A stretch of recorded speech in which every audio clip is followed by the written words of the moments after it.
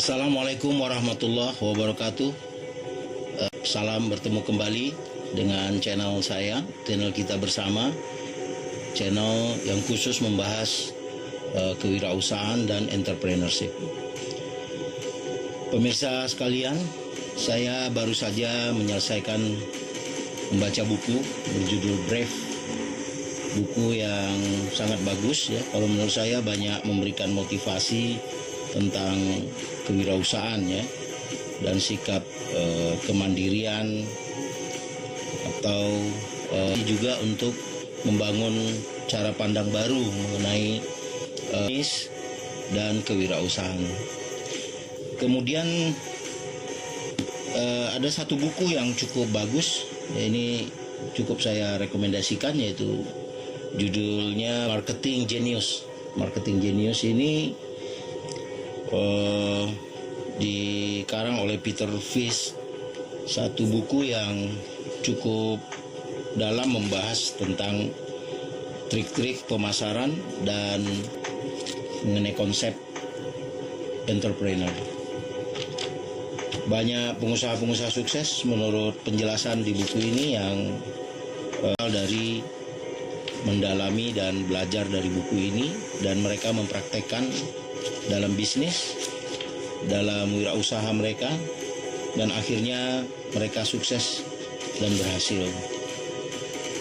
Baik, kita bicara mengenai entrepreneurship dalam dunia usaha, baik itu entrepreneurship di bidang jasa atau pengadaan barang ya.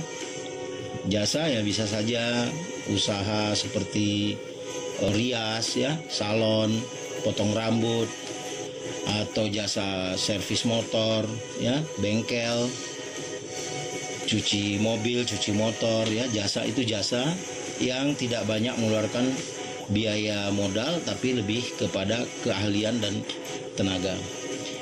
Kalau jasa penjualan barang, yaitu berupa menjual kue, menjual pakaian ya, menjual buah-buahan. Kita harus ada modal untuk membeli dulu dan mengadakan bahan-bahannya, lalu baru kita olah. Atau yang kalau buah-buahan sudah jadi ya tinggal di berapa kita beli, berapa yang kita jual. Tentu harga yang kita beli tidak sama dengan harga yang kita jual. Misalnya kita membeli sekilo 15.000, nggak mungkin kita menjual sekilo 15.000 juga. Tentu kita masukkan ongkos transportasi kita, ongkos bensin dan lain-lain di dalam. Tapi harga yang kita jual ke masyarakat atau ke pasar, ingat jangan sampai melebihi harga normal.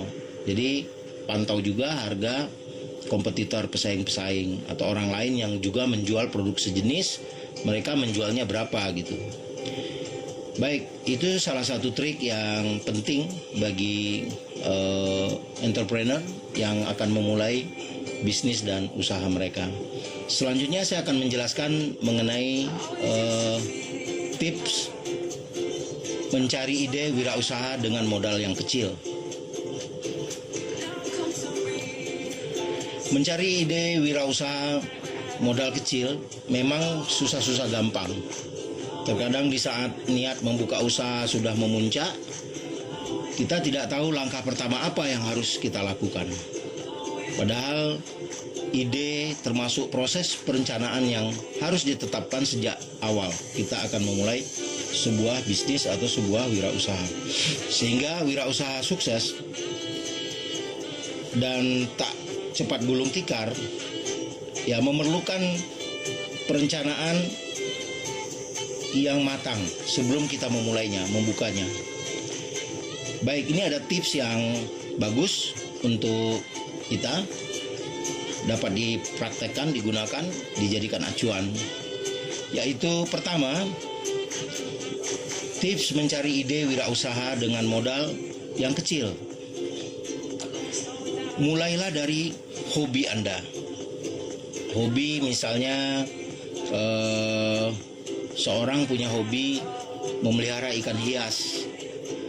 Dia bisa menjadikan hobinya itu menjadi bisnis. Ya, tadinya hobi kemudian berubah menjadi bisnis. dia berternak ikan hias dan dia menjual ikan hias. Ya, dia punya toko yang khusus menjual ikan hias. Jadi hobi adalah bagian dari peluang bisnis tiap orang. Selama Anda bisa menggali hobi Anda itu dan melihat dari hobi itu potensi apa yang bisa saya kembangkan dari hobi ini menjadi sebuah bisnis yang mendatangkan nilai ekonomi bagi kita sendiri, bagi Anda.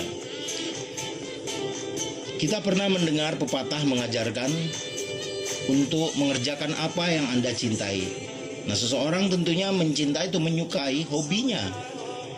Kalau kita melakukan sesuatu yang bukan hobi kita jalankan bisnis di bidang menjahit misalnya, atau pakaian jadi, atau pakaian yang dari bahan lalu dijahit menjadi pakaian.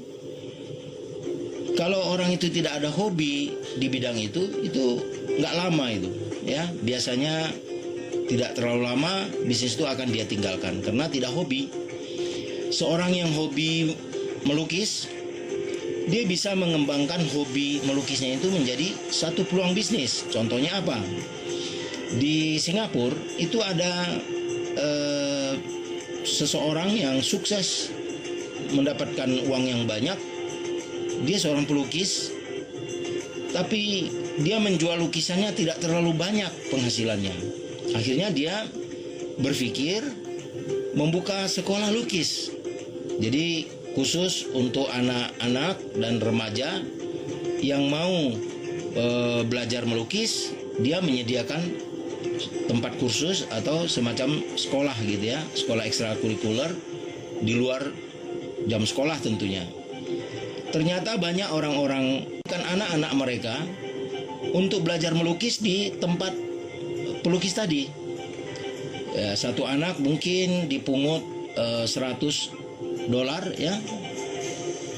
Ya, kalau sampai awal-awal 50-20 anak berkembang akhirnya sampai ratusan anak yang dititipkan untuk belajar melukis, karena melukis adalah bagian dari seni dan orang-orang berpendidikan punya keyakinan bahwa nilai seni, ya, melukis itu, artistik itu mampu menanamkan nilai-nilai keindahan kepada seorang anak, ya, lebih menghargai alam, lebih menghargai orang lain, lebih santun.